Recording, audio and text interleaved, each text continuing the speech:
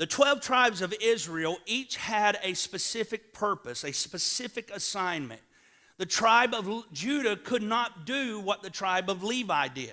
The Levites had a specific assignment that they themselves could only do. At no time could the tribe of Levi decide, I want to be praised and I want to be a part of Judah. And they began to switch that up. Each one had a certain, let me say it this way, each one had a certain sound, but they bore one identity as the tribes of Israel. There's one covering, there's one house. They had different sounds, but they're able to establish a harmony in that. Now, the harmony eventually was broken because we know that two tribes decided this is good enough for us and this is where we want to stay, which is sad because those two definitely carried out a generational curse all the way. Those two were Reuben and Gad, for the record. And Gad and Reuben looked at the land and said, this is good enough for us. It wasn't the promised land, but it was a land that was good enough for them, but it wasn't the land that God had given to them. We are settling for good enough rather than what God has.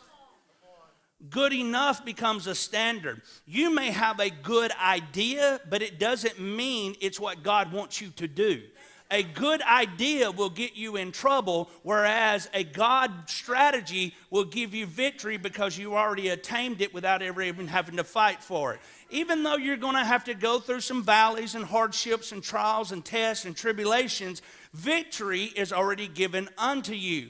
Gad, for example, Jesus comes into the other side of the shore and there's a man bound by chains, tormented by the demons, out of his mind, running around naked, and he was from the place of the Gadarenes. When Jesus set him free, he came into his mind. He was bound no more by chains. He was in clothes. He was talking with a sound mind.